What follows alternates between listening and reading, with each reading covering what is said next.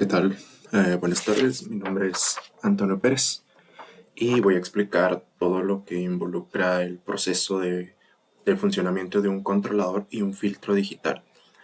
Este tema lo hago principalmente para un compañero de la universidad, para entendimiento más profundo, y para el que esté aquí para obtener información, pues bueno, lo agradezco. Y voy a dejar toda la información relevante de este tema en la descripción. Bueno, vamos a empezar primeramente con definir propiedades básicas, ¿no? Lo que es una señal digital y qué es una señal analógica. Entonces, nosotros nos vamos a enfocar 100% en profundizar todo lo que involucra una señal digital. Sin embargo, para que un controlador o una señal digital pueda funcionar, es necesario entender qué es una señal analógica, porque actúan en proporción. Como comentario, no existe una señal digital sin antes haber puesto una señal analógica. Entonces, como introducción, pues una señal analógica es aquella que puede tomar un número infinito de valores en un intervalo continuo de tiempo. Como se muestra en la imagen, en esta gráfica senoidal, tenemos infinidad de valores en infinidad de tiempo. Y una señal discreta básicamente es la misma señal. Sin embargo, tiene la característica de que se toma en periodos de tiempo previamente establecidos, generándonos lo que es una señal discreta. Eh, Existen varias características, ¿no?, en lo que es una señal analógica y una señal discreta. La primera de ellas, pues, es la continuidad. Podemos ver una señal continua como se muestra en la imagen. Una señal discreta, pues, sería intervalos de tiempo definidos que con el pasar del tiempo nos va a reconstruir la señal que estemos buscando. La forma de onda, generalmente una señal continua tiene una forma senoidal. Hablando de la escalabilidad de una señal analógica, pues son difíciles de modificar en su transmisión debido a la pérdida de calidad o interferencias, y generalmente se representan por medio de voltajes o corrientes continuas. En una señal discreta tenemos la característica de la discontinuidad. Como ya se mencionó, toman un número finito de valores a intervalos específicos de tiempo.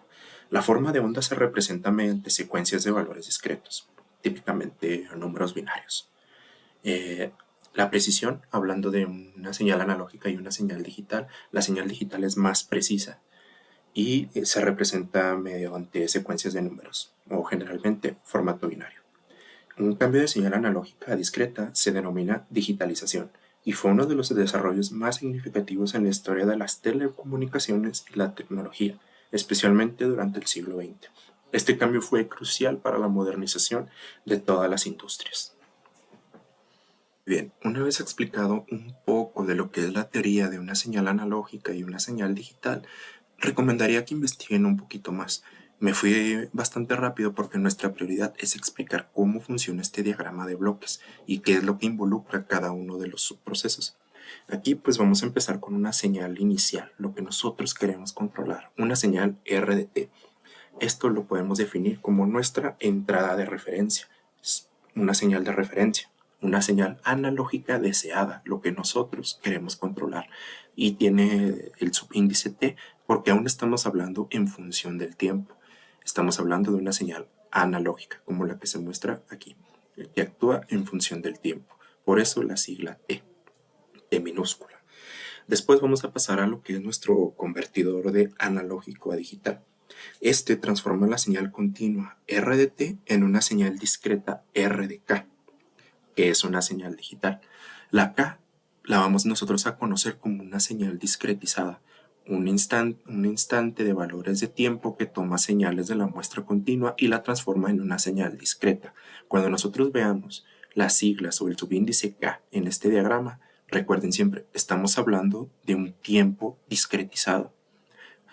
Entonces, después vamos a pasar a lo que es las ecuaciones de diferencias, que representa nuestro controlador digital.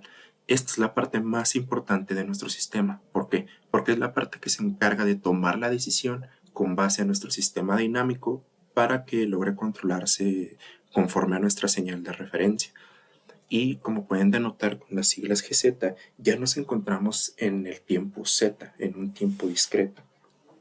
Este implemento generalmente, como dice en la imagen, se representa mediante ecuaciones de diferencia, que son la versión discreta de las ecuaciones diferenciales y tiene la peculiaridad de que actúa en el dominio de la z. Cuando nosotros veamos una z como subíndice, estaremos hablando de un tiempo discreto. También hay que tenerlo en cuenta, pero un tiempo discreto en donde nosotros podemos utilizar algoritmos matemáticos más precisos como la transformada z.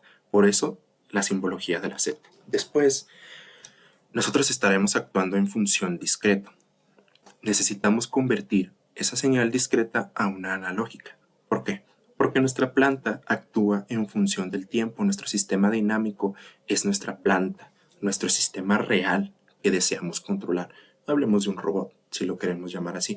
Ese robot, como es un sistema real, actúa en función del tiempo y no podemos directamente meter un código binario o una señal discreta. Necesitamos una señal analógica para que lo pueda leer correctamente nuestra planta. Entonces, si nuestras ecuaciones de diferencias GZ actúan en función discreta y la planta necesita señales analógicas, va a pasar o vamos a necesitar lo que es un convertidor ahora de digital a analógico y un retenedor, que generalmente lo vamos a conocer como un retenedor de orden cero. El retenedor de orden cero será la parte que se va a encargar de reconstruir nuestra señal a un tiempo analógico con base a función del tiempo. Esto es muy importante. Entra una señal U de K, recordemos K igual a tiempo discreto o tiempo de muestreo, y va a pasar por nuestro convertidor digital a analógico y un retenedor, generándonos una salida U' de T. Ahora, T porque estamos actuando en función del tiempo y va a entrar a la planta. Nuestra planta es nuestro sistema dinámico, nuestro sistema real. Podemos definirlo como si fuese un robot que si nosotros hipotéticamente apretamos el botón de iniciar, va a actuar con base al tiempo real. Por eso necesitamos la señal analógica. Y tenemos el subíndice que representa la planta como HDS, que esto ya es común en estos temas de control clásico, que significa la función de transferencia o la representación matemática de nuestro sistema físico o dinámico. Y nos va a generar una salida Y' de T. Esta es nuestra salida real, nuestra salida final. Ahora, tenemos la peculiaridad de que tenemos una retroalimentación.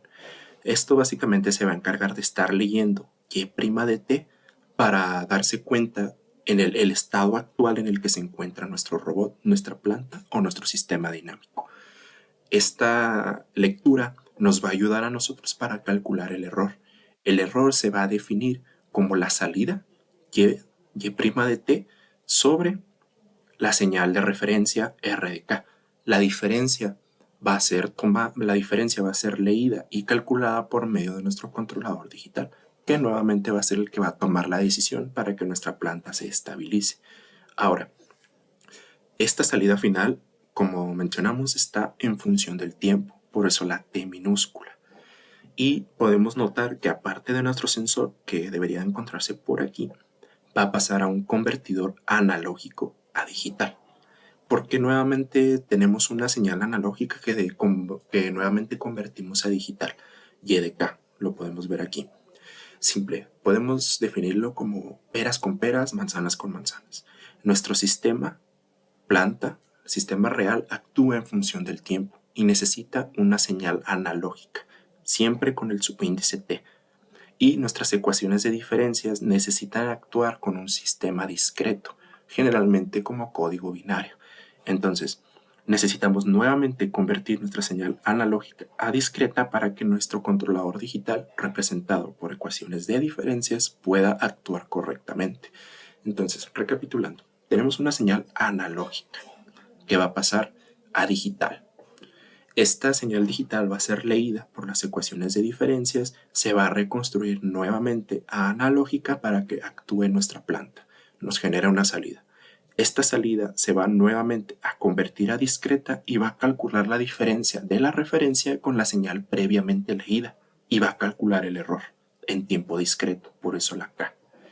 Y pues nuestro controlador digital necesita ese tiempo discreto para poder actuar.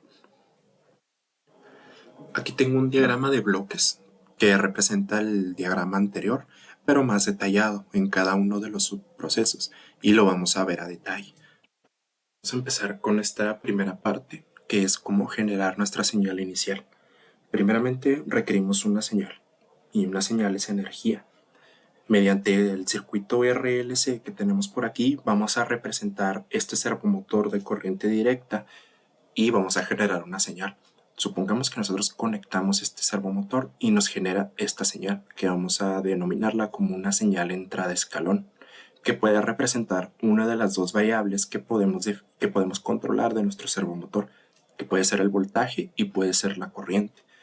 Entonces, como está representado este servomotor por medio de este circuito RLC, podemos definir que nuestra ganancia Kp, que representa nuestro controlador PID analógico, va a ser representado por medio de la resistencia y es el que se encarga de amplificar la señal. Nuestra ganancia Ki integral, que va a ser representada por esta inductancia, es el que se encarga de eliminar el error pasado. Y por último, nuestra ganancia derivativa, Kd, que va a ser representada por el condensador, va a ser el que se va a encargar de predecir hacia dónde se dirige la señal. Entonces, tenemos esta señal inicial, el step response o la entrada a escalón unitario, va a ser nuestra señal inicial. Entonces va a pasar por el controlador PID y nos va a arrojar esta otra señal. Podemos anotar que son casi semejantes. Si observamos esta gráfica donde tenemos la diferencia de ambas señales, podemos notar que son muy semejantes, que tienen diferencias. Esta diferencia de nuestra señal roja y nuestra señal azul, la inicial, se lo vamos a conocer como error. Y el objetivo del control es minimizar o controlar ese error. Ahora, ¿por qué metemos un controlador PID? Pues bien, lo más importante que vamos nosotros a requerir de esta parte se encuentra precisamente en esta parte de aquí. Porque por medio de nuestras variables Kp, Ki y Kd nos van a generar ondulaciones de nuestra señal inicial. Entonces va a llegar un momento en que estas señales se estabilicen y actúen en una misma frecuencia. Ahora, si nosotros hacemos un zoom a lo que es esta parte de aquí, de nuestra señal, vamos a obtener una señal como esta, una señal continua, una señal que actúa en la misma frecuencia y en la misma amplitud y que siempre es constante. Va a ser la parte más importante porque nosotros aquí vamos a tomar los valores para diseñar nuestro controlador, porque es la parte más estable, que es lo que estamos buscando.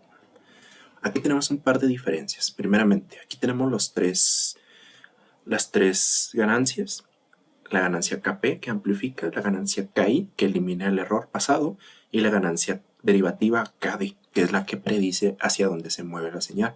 Y aquí tenemos 4 diferentes controladores, un control P, un control PD, un control PI y un control PID. Ahora, aquí hay un detalle muy importante entre estos 4 controladores y es que siempre se encuentra una ganancia proporcional, un control P en las 4. La parte proporcional es la más importante de las tres ganancias. Es la que se encarga de la corrección inmediata y proporcional al error actual. Sin este componente, el sistema no podría corregir el error de manera efectiva y de forma instantánea, lo que resultaría en una respuesta muy lenta y muy ineficiente. La ganancia Kp asegura que el controlador responda rápidamente al error y comience a reducir la diferencia entre el valor deseado y nuestro valor actual, nuestro valor medido. Ahora, en resumen, el controlador PID utiliza la ganancia Kp para obtener una corrección proporcional al error. Utiliza una ganancia Ki para corregir errores a largo plazo o errores pasados y utiliza una ganancia Kd, que aunque se mencionó antes, los tres eliminan el error, pero los tres generan una parte importante y una parte precisa que estabiliza nuestro sistema dinámico. Por lo tanto, en los 4 diferentes tipos de controladores siempre va a existir un controlador P, una ganancia proporcional. No puede existir un controlador si no existe una ganancia proporcional.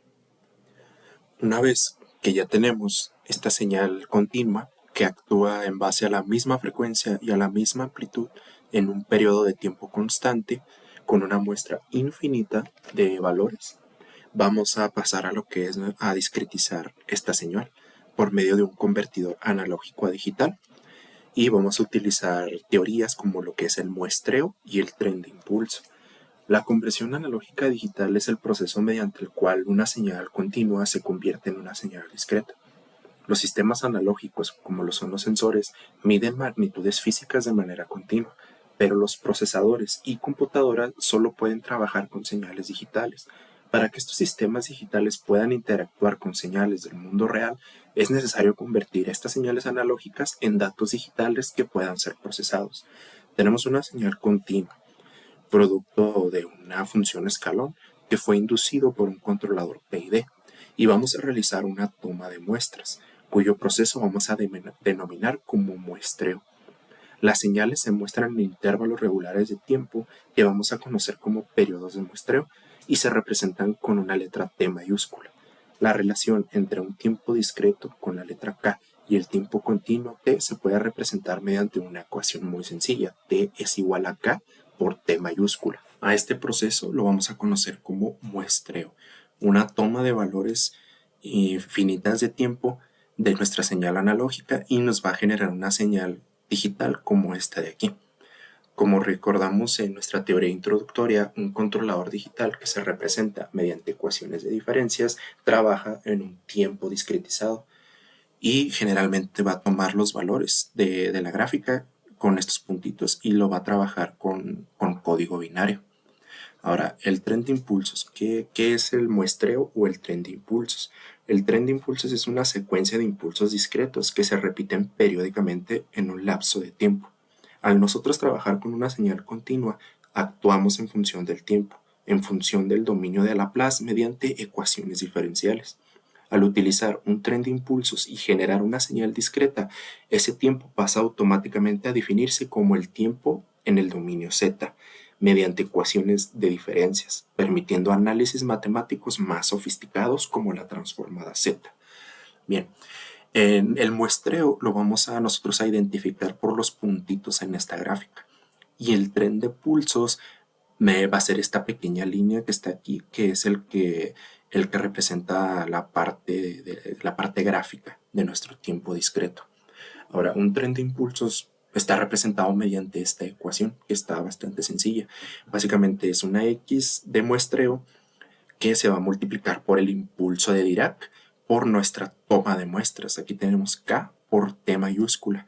Significa que ya nuestra señal analógica ya fue discretizada. Por esta simple ecuación vamos a generar esta ecuación de aquí, que es lo que representa nuestro tren de impulsos. Ahora, una vez que nosotros ya tenemos nuestra señal discreta con un tren de impulsos, pues el controlador digital va a ser el que va a tomar la decisión para controlar nuestro sistema, la decisión más óptima. Y aquí en esta parte específicamente del controlador digital podemos realizar análisis matemáticos bastante detallados. Uno de ellos es la transformada Z. La transformada Z está representado por esta ecuación de aquí, Z sobre Z menos A. Y viene precisamente de esta ecuación de aquí, que es una sumatoria con n igual a menos infinito hasta infinito de x a la n por z a la menos n. Esta parte de aquí, x a la n, son nuestros valores muestreados. La parte de la z a la menos n es una expresión de z en coordenadas polares. Z está representado por r por una exponencial a la jw, que a su vez viene de esta ecuación de aquí. Básicamente R es igual al radio o el módulo de Z, W es el ángulo o la frecuencia angular en radianes y E a la JW representa la parte oscilatoria de Z.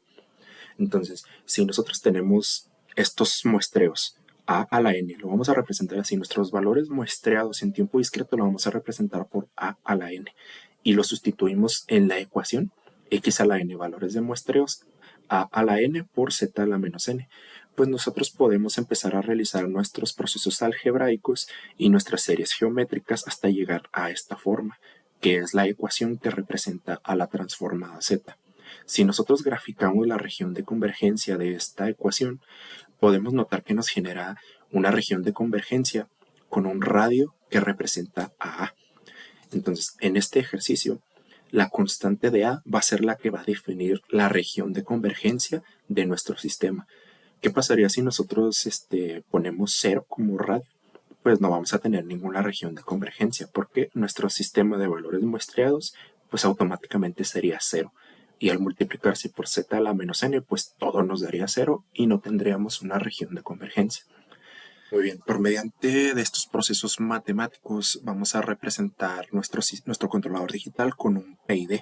Nuevamente, ganancia KP amplifica, ganancia de I es la que reduce el error pasado y la ganancia de D, la derivativa, va a ser la que predice hacia dónde se mueve la señal. Aquí básicamente representamos nuevamente por medio de un control PID el cómo se controla la señal y se toma la decisión para posteriormente llegar a nuestra señal de referencia, que va a ser esta. Esta es nuestra señal de referencia y va a entrar a una parte, a un subproceso en donde se va a modificar esa señal, pero siempre con la misma premisa de que se llegue a la señal original. Entonces, una vez tomando la decisión en el tiempo discreto, vamos a pasar a la reconstrucción de dicha señal. ¿Cómo la vamos a reconstruir? Por medio de las gráficas Z o H y retenedores. Todo este proceso lo vamos a definir como un convertidor de digital a analógico. Recordemos, tenemos esta gráfica y para que nuestra planta, nuestro sistema dinámico pueda funcionar, necesitamos reconstruir esta gráfica nuevamente a analógica. Y para poder lograrlo, lleva una serie de subprocesos. Primeramente vamos a hablar de la reconstrucción de señal y un retenedor. Vamos a utilizar el retenedor de orden 0. En los sistemas de procesamiento digitales, los retenedores de orden 0 se utilizan para aproximar una señal continua después de ser muestreada, manteniendo la señal dentro de los límites de tiempo de muestreo. Podemos decir que un retenedor de orden 0 consiste simplemente en congelar el valor de la muestra presente hasta que se tiene la siguiente muestra. Un retenedor de orden 0 básicamente son las pequeñas líneas que van a mantenerse constantes hasta el siguiente valor de tiempo, generándonos una gráfica como esta de aquí. Simplemente tomamos el punto en donde la señal fue muestreada, la mantenemos constante hasta el siguiente periodo de muestreo y va a ser caracterizada porque pues, van a ser como pequeños rectángulos. Entonces, el ZOH también tiene una relación directa con el análisis de sistemas discretos en el dominio Z. En el análisis de sistemas discretos, cuando se modelan sistemas que interactúan con señales continuas y discretas, las gráficas ZOH pueden ser utilizadas para convertir el sistema continuo a uno equivalente discreto. En resumen, un retenedor de orden 0 es una técnica fundamental para la conversión de señales continuas a señales discretas en sistemas de control digital, y las gráficas Z o H se representan como se reconstruyen estas señales de manera escalonada, manteniendo los valores constantes hasta la siguiente toma de muestreo. Entonces, las gráficas Z o H van a ser los valores o el área dentro de todos estos rectángulos y nos va a generar esta gráfica aquí. Esta es la famosa gráfica ZOH. Y pues para que nuestra señal, esta todavía sigue siendo una señal en tiempo discreto. Para convertirlo a analógico, simplemente vamos a tomar los puntos anteriormente muestreados y se van a mostrar de esta forma. Como podemos ver, empezamos con una gráfica con tren de impulsos y al momento de salir de nuestra reconstrucción ya tenemos nuevamente una señal analógica. Pero ¿cómo se produce todo esto? Matemáticamente tiene una respuesta. Entonces, ahora vamos a ver el tema de lo que es el retenedor de orden 0 y cómo funciona. Vamos a recapitular rápido. Tenemos una señal analógica que va a pasar por este muestreador o este relay que va a dejar pasar la señal en valores constantes de tiempo y nos va a generar esta señal.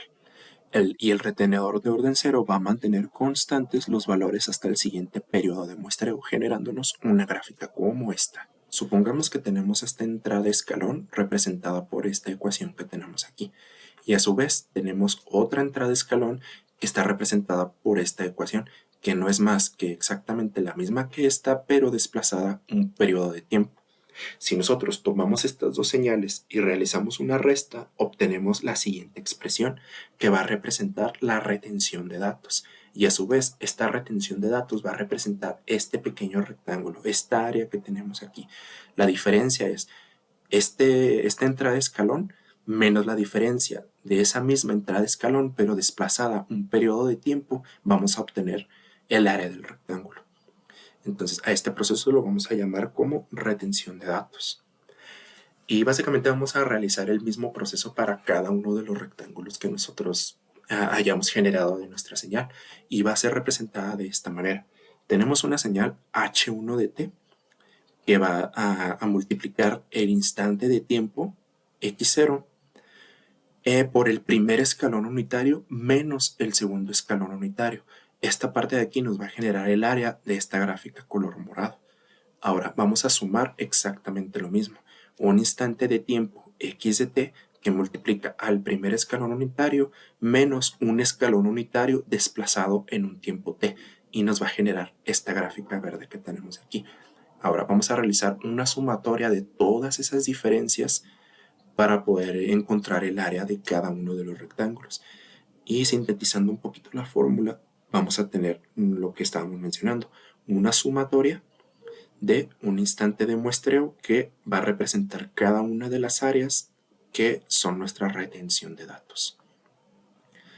Con esta ecuación la vamos a conocer como retención de datos mediante el tren de impulsos, que pues es esta ecuación que tenemos aquí. Una señal en tiempo discreto x por k a la t mayúscula por todo lo que representa nuestra retención de datos. Si nosotros nos damos cuenta, esta parte de aquí actúa en función del tiempo. Por lo tanto, podemos utilizar la propiedad de traslación del tiempo de Laplace para representar esta parte de aquí como esta de aquí. Si nosotros seguimos realizando los procesos algebraicos, vamos a llegar a esta ecuación que tenemos aquí, que no es más que nada que la retención de datos y esta parte de aquí, que esta es la famosísima transformada Z. Hablando un poquito más de álgebra, pues es álgebra básicamente. Tenemos esta parte que representa la propiedad de Laplace. Tenemos la propiedad de traslación, la exponencial de traslación, que es esta parte de aquí, y vamos a obtener esta ecuación que tenemos acá. A esta parte de aquí la vamos a llamar como el retenedor de datos, y como se mencionó, la transformada Z con la variable de Laplace. Entonces, nosotros tenemos nuestro retenedor multiplicada por una función discretizada x a la s. Ahora, nosotros queremos la pura parte que representa el retenedor. Entonces simplemente tenemos esta x que multiplica a la s, la tenemos en función del tiempo, la tenemos multiplicando, pues pasa dividiendo. Y obtenemos esta parte de aquí, que es lo que representa la función de transferencia de un retenedor de orden 0. Y así es como matemáticamente nosotros reconstruimos nuestra señal. Recordemos, tenemos nuestra señal en tiempo discreto por medio del tren de impulsos, la toma de muestreo, el retenedor de orden 0 que mantiene la señal constante hasta el siguiente valor de tiempo muestreado y los procesos matemáticos que vimos anteriormente para calcular el área de cada uno de los rectángulos, generándonos así las gráficas Z o H, que son estas de aquí. Y pues básicamente teniendo las gráficas Z o H tenemos la reconstrucción de la señal digital. Podemos notar que son los mismos rectángulos, pero los primeros periodos de muestreo son los que se toman para generar nuestra señal analógica. Ahora, nuevamente, ¿para qué nosotros queremos una señal analógica? Pues para nuestro sistema dinámico, para nuestra planta. En este caso, pues tenemos una planta que lo representé como un péndulo invertido, pero vamos a definirlo como nuestro sistema físico. Nuestro robot, un seguidor de línea, lo que nosotros estemos controlando físicamente. Lo represento como un péndulo invertido porque ahorita vamos a ver un ejemplo de cómo el péndulo se controla mediante estos procesos. Ahora, tenemos nuestra señal ya. Vamos a recapitular un poco. Tenemos nuestra señal inicial, que va a pasar por un controlador PID y nos va a generar una señal continua. Va a pasar por un periodo de muestreo y nos va a generar una señal discreta. Esta señal discreta va a pasar por el controlador digital y va a tomar la decisión más óptima por medio de procesos matemáticos sofisticados como la transformada Z, que se representa por ecuaciones diferenciales, y va a tomar la decisión de la planta para mantenerla estable conforme a nuestra señal de referencia, que va a ser este de aquí. La señal de referencia siempre va a ser la primera antes de entrar a este bucle o a este subproceso. Una vez tomada dicha decisión, pues necesitamos que sea analógica para que nuestro sistema responda. Utilizamos la reconstrucción de señal, las gráficas ZOH y el retenedor de orden cero para pasar del tiempo discreto al tiempo continuo. Y muy bien, esta señal va a ser la que va a pasar a nuestro sistema dinámico. Ahora, ¿cómo funciona la parte del sensor? Bien, pues nuestra planta pues va a estar siempre en constante movimiento y siempre con el riesgo de que errores externos, ya sea un golpe o aire muy fuerte, cualquier tipo de error externo, mueva nuestro sistema y lo saque de su periodo estable. Para eso es el sensor. Supongamos que el sensor va a estar cada segundo leyendo la posición en la que se encuentra el péndulo. Nuestro sistema de referencia va a ser que nuestro péndulo pues se encuentre derechito, ¿no? Se encuentre a 90 grados. Nosotros deseamos que nuestro péndulo se encuentre derechito. Y este sensor va a estar leyendo constantemente que ese péndulo efectivamente se encuentre estable, se encuentre a 90 grados. Entonces, cada cierto tiempo va a estar leyendo si este péndulo se encuentra correctamente en donde debería, en su estabilidad. Si este sistema no se encuentra en ese periodo estable, automáticamente esa información va a pasar, por este sensor, lo va a leer y nuevamente va a pasar por un convertidor analógico a digital. ¿Para qué? Para que nuestro controlador pueda nuevamente tomar la decisión para estabilizar ese péndulo. Entonces, como lo que comentábamos en la teoría, en la parte introductoria, peras con peras, manzanas con manzanas. Si nuestra planta funciona en tiempo continuo, necesitamos darle una respuesta en tiempo continuo.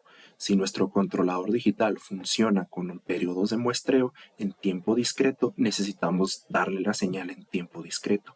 Por lo tanto, leemos que nuestro péndulo se encuentre en X posición y necesitamos nuevamente convertirlo a analógico a digital. ¿Con qué? Con un periodo de muestreo y un tren de impulsos. Es exactamente lo que tenemos aquí. Si nosotros nos damos cuenta, aquí generamos una señal analógica y se vuelve a repetir esta parte que tenemos aquí. Tenemos una señal analógica que pasa a un convertidor digital por mediante de un muestreo y el tren de impulsos y lo va a leer nuestro controlador digital. Y se vuelve un círculo vicioso, por así denominarlo. Entonces, ¿por qué decidí poner el ejemplo del péndulo invertido? Bien, vamos a hacer un ejemplo. Nuestro péndulo invertido, ya comentamos, necesita mantenerse siempre a 90 grados. Entonces, quiero que usemos la imaginación. Si nosotros empujamos este carrito, estas son ruedas y esta es la masa de nuestro péndulo. Si nosotros empujamos nuestro carrito hacia el lado izquierdo, ¿qué va a pasar con el péndulo? Por inercia, si este carrito se mueve al lado izquierdo, el péndulo va a girar hacia el lado derecho. Se va a mover hacia el lado derecho. Ahora, si nosotros empujamos el carrito ahora hacia el lado derecho, nuestro péndulo se va a mover hacia el lado izquierdo. Ahora, supongamos, nuestra estabilidad es que el péndulo se encuentre a 90 grados. Es lo que deseamos que siempre esté.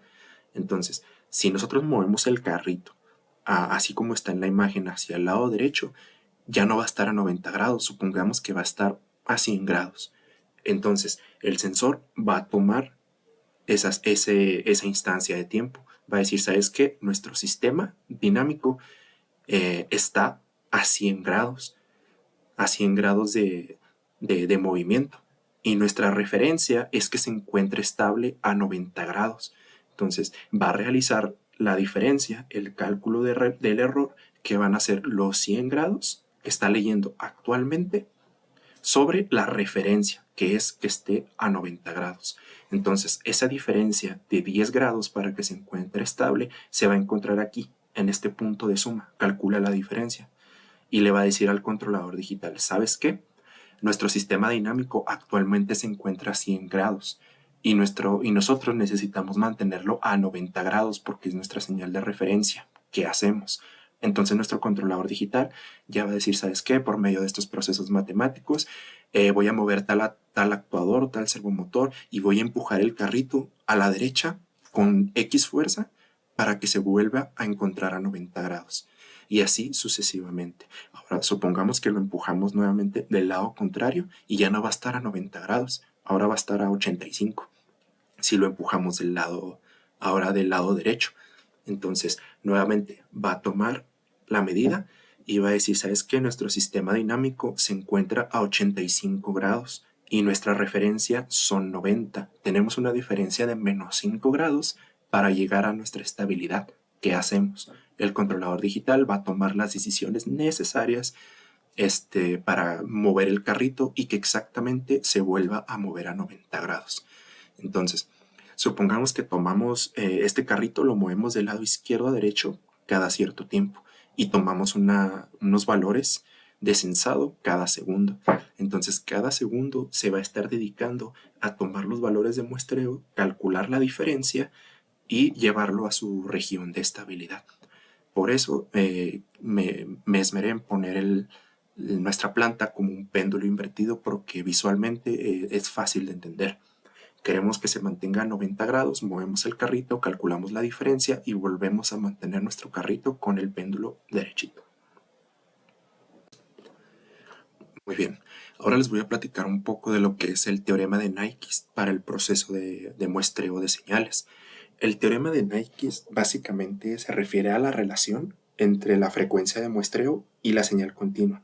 En términos sencillos, establece que nosotros, para poder reconstruir una señal continua de manera precisa a partir de sus muestras discretas, la frecuencia de muestreo debe ser al menos el doble de la frecuencia máxima de la señal continua.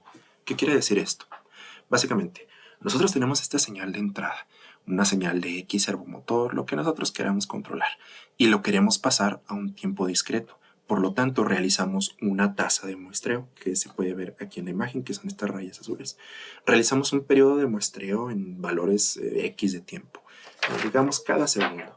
Entonces, al momento de pasar por la gráfica Z o H y todo lo que ya vimos anteriormente para reconstruir la señal, nos genera esta gráfica roja que tenemos aquí. ¿Qué podemos notar? Que no se parece, para empezar, en nada a nuestra señal original. Actúan en diferentes frecuencias. Por lo tanto, la reconstrucción de esta señal es incorrecta porque perdemos muchísimos valores y no podremos realizar un controlador correctamente.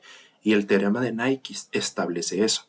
Nosotros, para reconstruir correctamente esta señal, necesitamos realizar un periodo de muestreo más fino o más detallado para que podamos leer más datos de nuestra señal digital.